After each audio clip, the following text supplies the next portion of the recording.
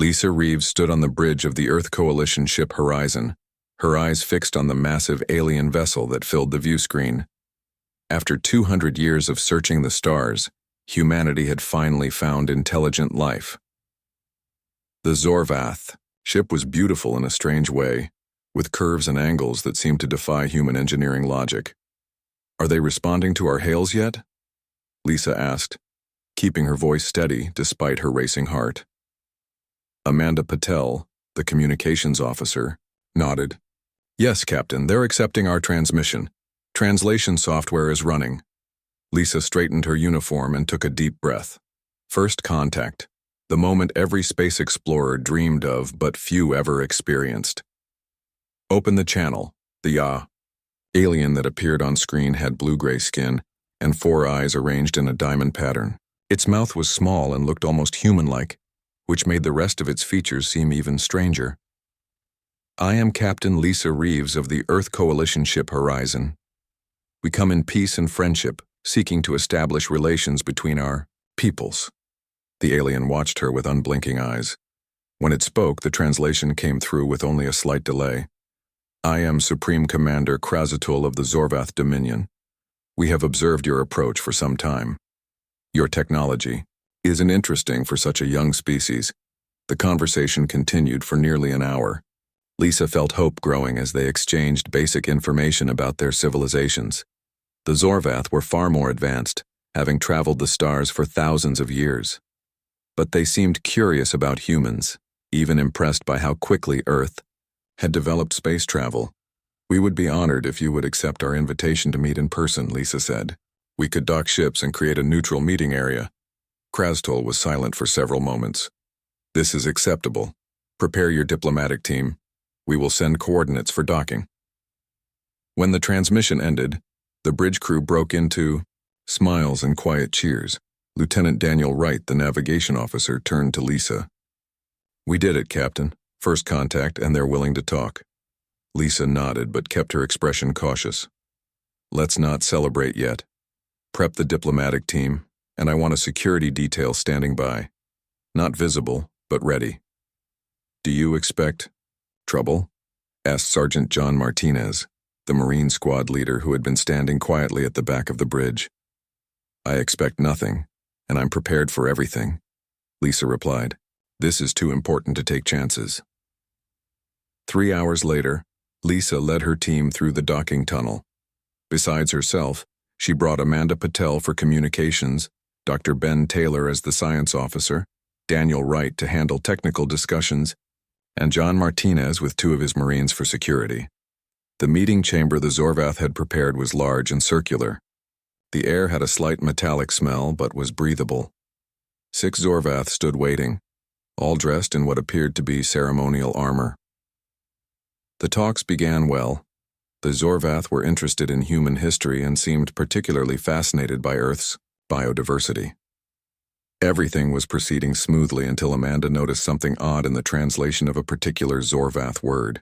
"Captain," she whispered, "they keep using a term that translates as protected territories, but the context suggests they mean something like conquered lands." Lisa nodded and carefully asked Krazatul about Zorvath expansion policies. The atmosphere in the room changed instantly. The alien commander's 4 eyes narrowed. "You question our right to expand? Your species barely controls a handful of planets. We have brought order to thousands of worlds." "We meant no offense," Lisa said quickly. "We're simply trying to understand your culture. In our history, forcing control on others has led to much suffering." Krazatul stood taller. "Weak species require guidance. Those who resist are shown their proper place. This is the natural order." The conversation deteriorated rapidly. Lisa tried to steer it back to neutral ground, but it became clear the Zorvath operated on a principle of domination. They weren't looking for allies, they were assessing potential subjects. "I think we should continue this discussion another time," Lisa finally said. "We've given each other much to consider." "Indeed," Krazatul said coldly. "You have shown us exactly what kind of species humans are." As Lisa's team turned to leave, Krazatul made a quick gesture. Hidden doors slid open, and armed Zorvath poured into the room.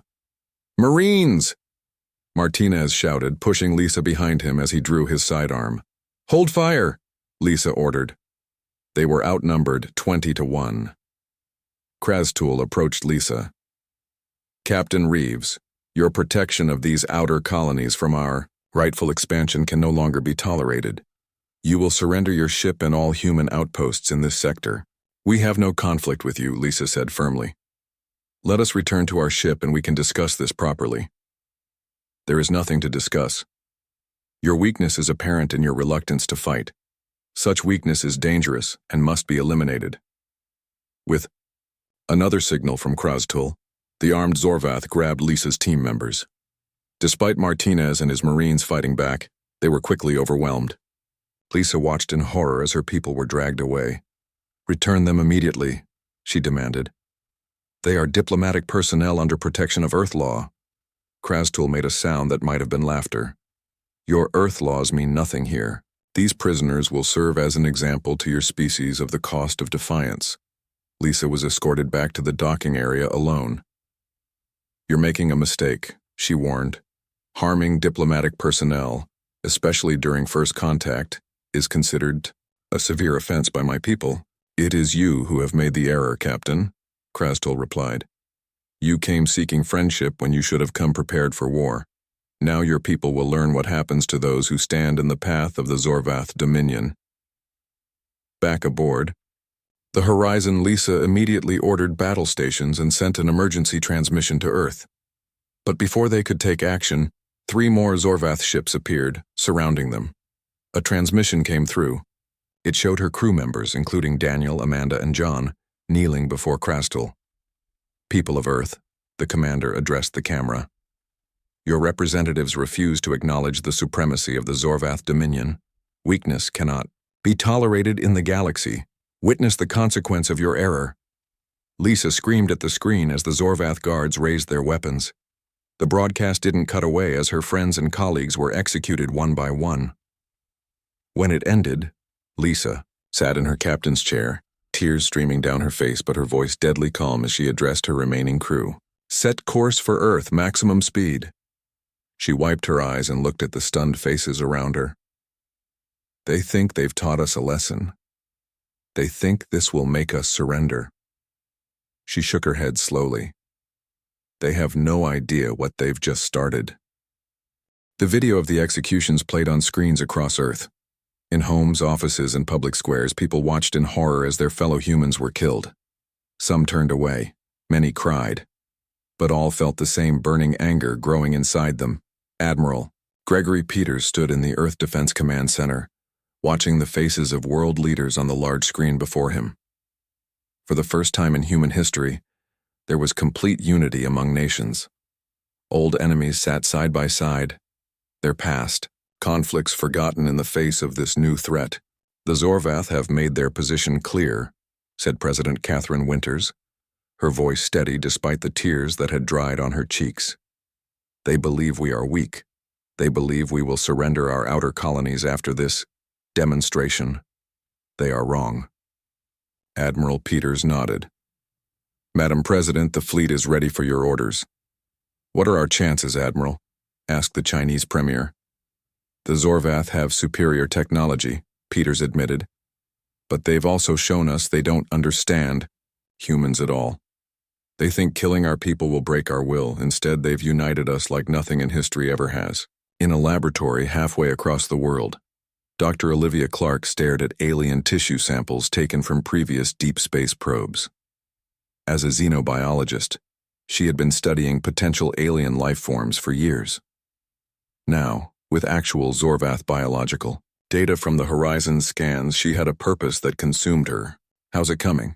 Asked her assistant, a young researcher named Paul. Olivia didn't look up from her microscope. Their cellular structure is fascinating. Their biology relies heavily on selenium and chromium compounds, elements that are relatively rare on Earth but might be common on their homeworld. She finally looked up, her eyes red from crying and lack of sleep. Amanda was my roommate in college. She was on that video. Paul placed a hand on her shoulder. I'm sorry. Olivia wiped her eyes. I'm going to find their weaknesses. Every species has them. At the Special Forces Training Facility in Nevada, Major Christopher Hayes watched his team run the combat course. These weren't ordinary soldiers. They were the best Earth had to offer, and they were about to become something more. "The new exosuits are ready for testing," said the project engineer, Sofia Rodriguez. "They'll amplify strength by a factor of 5 and provide advanced protection against what we know of Zorvath weapons." Hayes nodded. "And the stealth systems? Based on what Captain Reeves sent back, we should be able to mask our heat signatures from their sensors." Hayes looked at the photo he kept in his pocket. His brother Daniel had been the navigation officer on the Horizon. He was in that video too. "Get the suits ready," Hayes said. "We deploy in 48 hours. Back at Earth Defense Command, Admiral Peters met with Captain Reeves. Her eyes were hollow from grief, but her voice remained strong as she detailed everything she had learned about the Zorvath. "Their ships have a weak point here," she said, pointing to a schematic. "The sensor arrays connect directly to their main power systems. It's efficient but vulnerable." Peters studied the diagrams. "You're saying we could blind them?" "More than that," Lisa replied. "With the right approach, we could disable their entire fleet." "We'll need a way to get close enough," Peters said. "They'll see us coming." "Maybe not," said a voice from the doorway. Dr. Frank Warren, head of the Quantum Physics Division, entered with a tablet in hand. "We've been working on phase shift technology for years. It's theoretical, but can you make it work?" Peters asked. "With the resources of every nation on Earth behind us?" "Yes, sir. We can make our ships ghost right through their detection systems." 3 weeks later, President Winters addressed the world again. This time, there were no tears in her eyes, only determination. "Today we launch Operation Retribution. The Zorvath believe they have taught us to fear them. Instead, they have awakened something they cannot understand. Throughout human history, we have fought among ourselves. We have been divided by borders, by beliefs, by the color of our skin. But we have always united against common threats, and we have never, in all our long and violent history, taken well to being bullied." She paused, looking directly into the camera. "To any Zorvath who may be monitoring this transmission, you have made a grave error. You judged us by our peaceful approach. You mistook diplomacy for weakness. You killed our people to teach us fear. Now you will learn what humans do when pushed too far. You will learn why, throughout our history, the most dangerous enemy has always been the one fighting for their fallen comrades." Aboard the flagship Retribution, Admiral Peters gave the order to depart. The massive ship, along with 50 others, lifted silently from their lunar bases. Earth had kept these ships secret even from its own people, built over decades as a contingency against alien threats. Now they would serve their purpose. Lisa Reeves, now a commander, stood at Peters's side. "Course is set for the Zorvath forward base in the Proxima system. Engage phase shift drives," Peters ordered. The fleet of warships seemed to flicker, then vanish from normal space. They weren't invisible. They were partially out of phase with reality itself, existing in a state the Zorvath sensors would be unable to detect. In her lab aboard the Retribution, Dr. Clark prepared her countermeasures. They weren't designed to kill. At least not all of them. Some would merely incapacitate.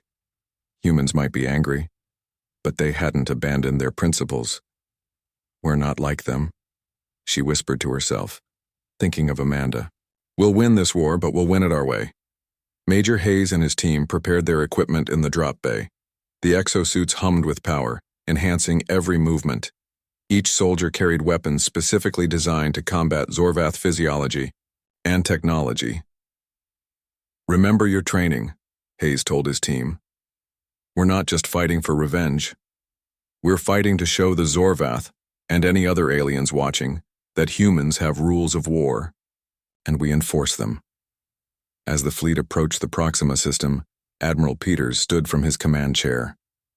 "The Zorvath thought they knew what humans were," he said to the bridge crew. "They saw our diplomacy and called it weakness. They saw our restraint and called it fear." He looked around at the determined faces. "Now, they'll see what we really are. Now, they'll understand the error they made." All ships, prepare for battle. Show no mercy, but take prisoners when possible. We'll teach them how humans really wage war. The Retribution led the Ghost Fleet toward the unsuspecting Zorvath base, carrying with them humanity's response to the greatest mistake an alien race had ever made. Supreme Commander Krastul stood at the viewport of his station, looking out at the stars.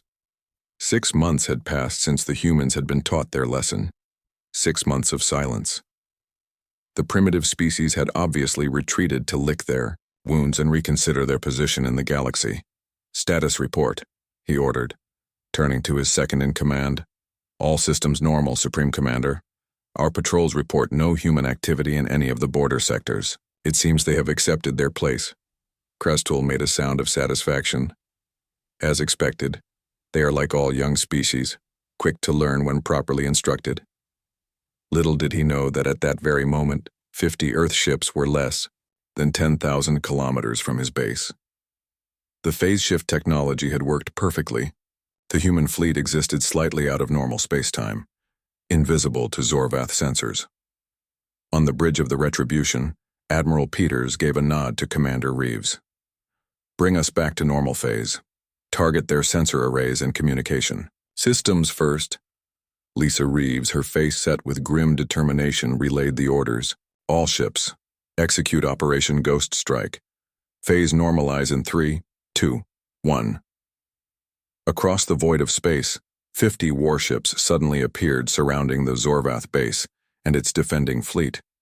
Before a single alien could react, precision strikes disabled their ability to see, communicate, or call for help. Lieutenant Commander Eric Sutton monitored the quantum frequency disruptors from his station. Shield disruption successful, Admiral. Their defensive barriers are down across all vessels. Major Hayes, Peters called over the comm. You're clear to deploy. In the launch bay, Christopher Hayes and his Special Forces team boarded their dropships. Each soldier wore the new exosuits, making them stronger, faster, and nearly invisible to Zorvath detection systems.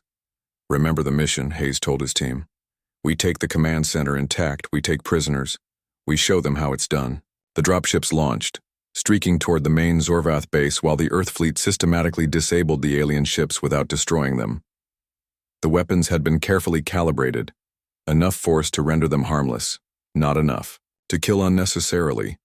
Inside the Zorvath command center, alarms finally began to sound. Krastul rushed to the control room, his 4 eyes wide with shock. What is happening? He demanded. We are under attack, his officer replied, voice shaking. Human vessels, they appeared from nowhere. Our shields are down, our weapons are not responding. Impossible, Krastul shouted. Their technology is primitive, they cannot. The doors to the command center exploded inward. Through the smoke came human figures in strange armor, moving with incredible speed. Zorvath guards fired their weapons, but the shots seemed to pass through the humans or bounce off their armor. Major Hayes stepped forward, his helmet retracting to show his face. Supreme Commander Krastul, by authority of Earth Coalition Command, you are now a prisoner of war. His voice was cold but controlled. You will be treated according to human conventions of warfare, the same conventions you violated. Krastul backed away. You cannot do this. We are your superiors. We taught you your place. Hayes approached the alien slowly. No. You taught us nothing except that you don't understand humans at all. He turned to his team. Secure the prisoners. No unnecessary force. The human soldiers moved with practiced efficiency, securing the Zorvath officers without harming them. Some aliens fought back and were quickly subdued with stun weapons.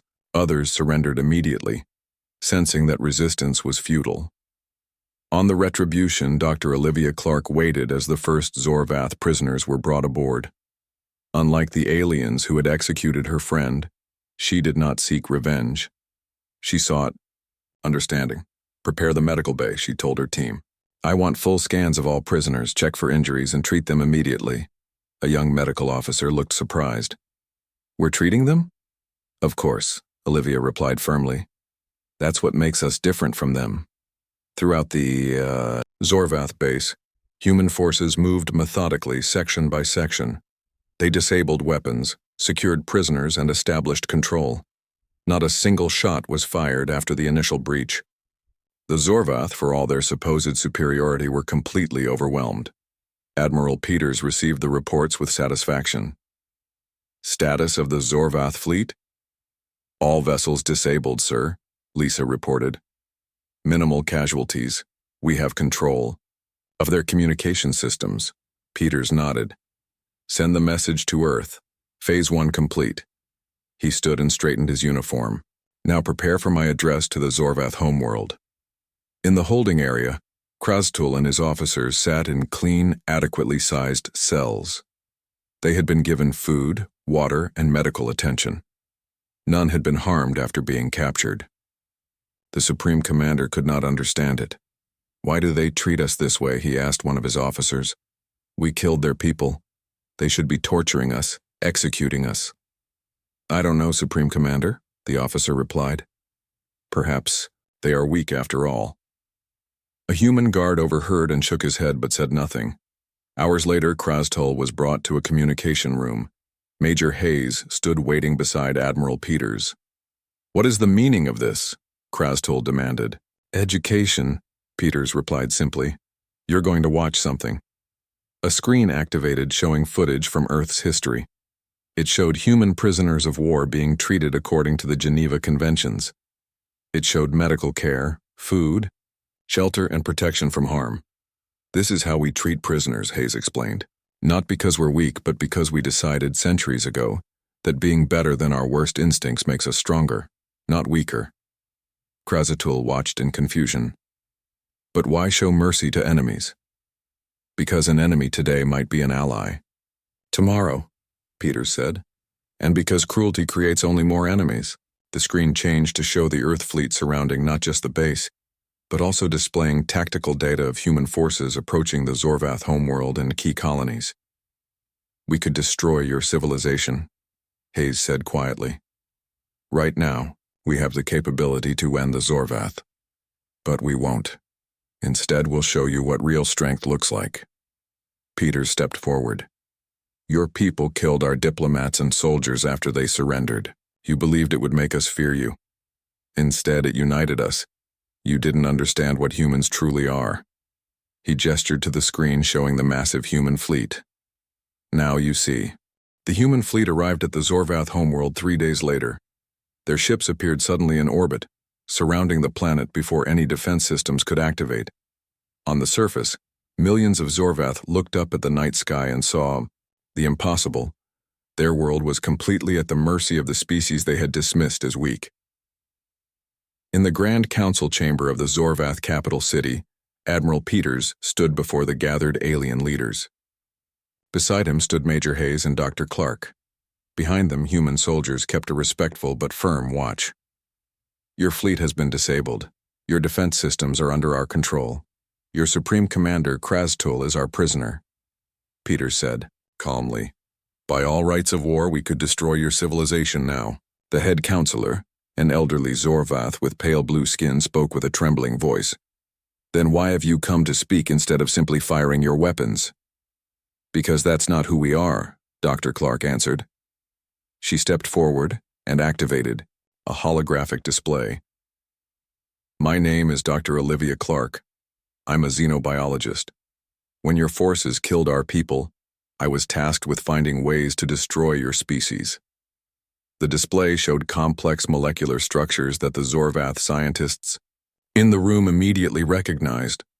This is a pathogen designed specifically for Zorvath biology, she continued. It would attack your respiratory system. It would spread rapidly through your population. Within weeks, your species would be extinct. She deactivated the display. I created this and then I refused to use it. Murmurs spread through the council chamber. The Zorvath couldn't understand. You had the power to destroy us but chose not to? Asked a younger council member. Why? Major Hayes took his turn to speak. 6 months ago, your Supreme Commander executed my brother and other human prisoners. He did it to show your dominance, to prove your superiority. Hayes's voice remained steady despite the pain in his eyes. In response, we could have done the same to your people. Many humans wanted exactly that. But revenge is easy. Peace is harder. Admiral Peters nodded. Humanity has a long history of warfare among ourselves. We've learned hard lessons about what happens after conflicts end. The way you treat your defeated enemies determines whether you face peace or endless cycles of revenge. In the holding area of the Retribution, Supreme Commander Krastul watched the proceedings on a screen. Commander Lisa Reeves stood nearby, watching his reactions. "I still don't understand," Krastul said finally. "You have won. Why not simply take what you want? Why not make us suffer as we made your people suffer?" Lisa looked at him with steady eyes. "Because then we would become what we hate. Our strength isn't in our weapons or technology. It's in our ability to rise above our worst instincts."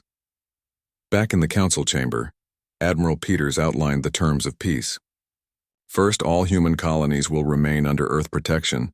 Second, we will establish a neutral zone between our territories. Third, there will be an exchange of knowledge and resources beneficial to both our peoples. "And what of our military?" asked the head counselor. "Will you disarm us completely?" "No," Peters replied, surprising the aliens. "You will maintain defensive capabilities sufficient to protect your worlds from other threats. But any weapons capable of planetary destruction will be dismantled under joint supervision." "You trust us to keep weapons?" another counselor asked in disbelief.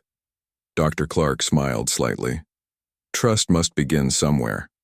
We're offering you the chance to be better than you were." As the human representatives continued their negotiations, Major Hayes received an urgent message. He stepped away briefly, then returned with a grim expression. "Admiral," he said quietly, "we've discovered something you need to see." An hour later, Peters, Hayes, and Clark stood in a facility deep beneath the Zorvath capital. Before them were rows of stasis chambers, each containing a different alien species. "Prisoners," Dr. Clark whispered, scanning the chambers with her equipment. "Some have been here for decades." Hayes's face hardened. "This is why they executed our people so easily. It's their standard practice." Admiral Peters turned to the Zorvath officials who had accompanied them. "Explain this." The head scientist looked uncomfortable. "These are specimens from conquered worlds, those who resisted integration into the Dominion. These aren't specimens. They're people," Clark said, examining the life support readings. "And many of them are still alive." Peters made an immediate decision. All of these prisoners will be revived and released. Those who can return to their homeworlds will be transported there. Those whose worlds have been destroyed will be offered sanctuary on Earth or our colonies. The Zorvath officials protested, but Peters raised his hand to silence them. "This is non-negotiable. How you've treated other species explains much about why you treated humans as you did. This ends now." Over the next several days, human medical teams worked alongside cooperative Zorvath to revive the prisoners. Many were confused, some were angry, but all were grateful for their freedom. On the final day of negotiations, Admiral Peters addressed the Zorvath Council one last time. "Today we sign a peace treaty, not just between humans and Zorvath, but one that will extend to all sentient species in this sector of space. No more imprisonment without trial. No more executions of surrendered enemies. No more conquest for its own sake." He looked around the room at the alien faces watching him. "When you killed our people, you thought you were showing strength. What you've learned is that true strength lies in restraint, in showing mercy when you have the power to destroy, in building peace when you have every justification for war." The head counselor stood and approached the human admiral. "We have much to learn from your species, Admiral Peters. The Zorvath have ruled through fear for 1,000 years. Perhaps it is time we tried another way." As the treaty was signed, Major Hayes received a message from Earth. He smiled for the first time since the mission began. "What is it?" Lisa Reeves asked. "The families of the executed crew members," he said. "They've asked to meet with the Zorvath representatives, not for revenge. They want to be part of building the peace." Lisa looked surprised. "After what happened to their loved ones?" Hayes nodded. "That's humanity at its best. We don't forget, but we can forgive. And that's something the Zorvath never expected." 1 year had passed since the confrontation between humans and the Zorvath. The Grand Hall of the United Earth headquarters in Geneva was filled with representatives from both species. The atmosphere was tense but hopeful as they gathered to formalize the peace that had been carefully built over the past 12 months. Admiral Peters, now promoted to Fleet Admiral, stood at the entrance waiting for the Zorvath delegation. Beside him was President Winters, her face showing the strain of the past year but also a quiet pride. "Are you ready for this, Admiral?" she asked. Peters nodded. "As ready as I'll ever be. It's strange to think how far we've come in just 1 year." The doors opened and the new Zorvath leadership entered. Leading them was not a military commander, but a diplomat named Zolren who had been part of a small peace faction before the war.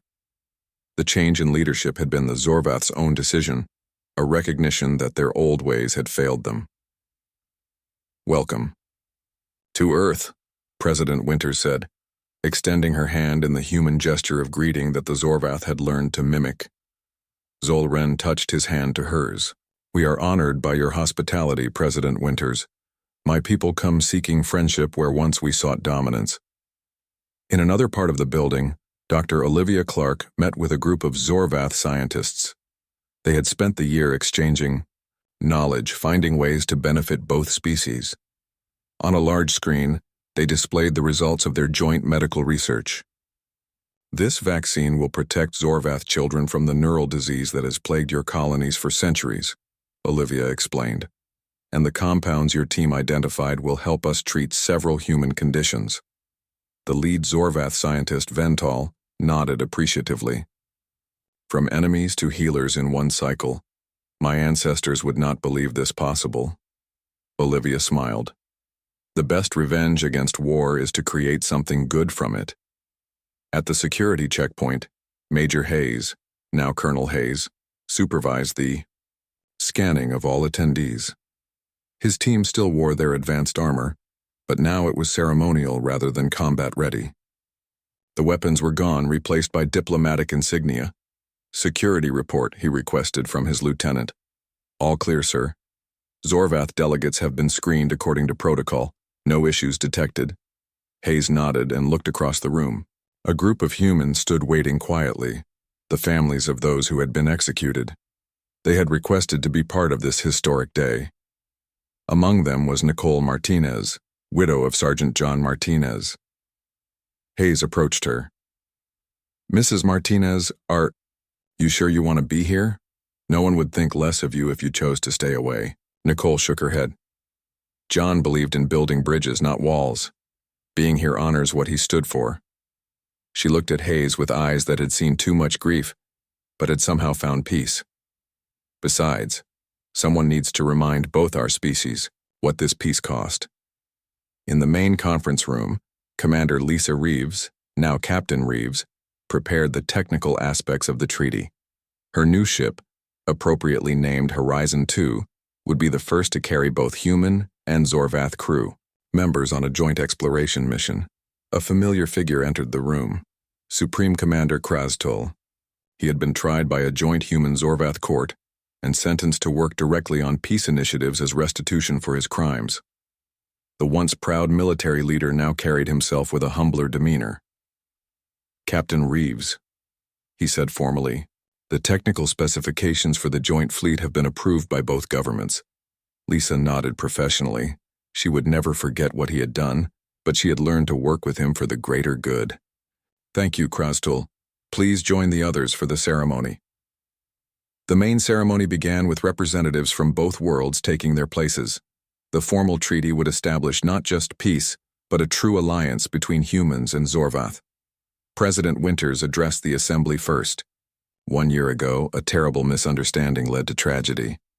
We responded not with blind revenge, but with measured strength and an open hand. Today, we move forward together." Zolren spoke next.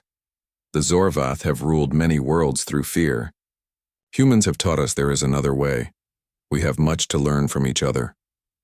The most powerful moment came when the families of the executed crew members were invited to speak.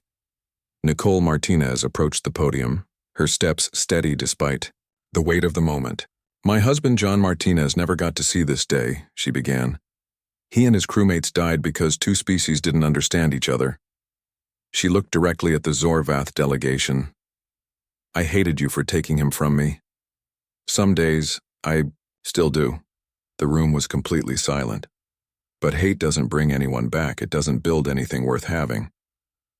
John knew that. He believed that different peoples could find common ground if they tried hard enough. She took a deep breath. So today I offer forgiveness. Not because what happened wasn't wrong, but because moving forward requires all of us to be better than our pain. Even the Zorvath, not known for displaying emotion, seemed moved by her words. After the treaty was signed, Admiral Peters found himself standing with Dr. Clark, Colonel Hayes, and Captain Reeves, the team that had led humanity through its darkest hour to an unexpected peace. Did you ever imagine it would end like this? Hayes asked, watching humans and Zorvath talking together across the room. Not when I saw that broadcast, Lisa admitted. I wanted them all dead then. Olivia nodded. I created weapons that could have wiped them out. Part of me wanted to use them. But we chose a different path, Peters said. And that made all the difference. They watched as a group of released prisoners from other species joined the gathering. These beings, once kept in stasis by the Zorvath, now served as ambassadors from their own worlds. The peace that had begun between humans and Zorvath was spreading throughout the sector. As the ceremony concluded, a new document was brought forward, the Interspecies Code of Conflict. Its opening line, proposed by both humans and Zorvath together, read, "The true measure of an advanced civilization is not its capacity for destruction, but its restraint when possessing such power."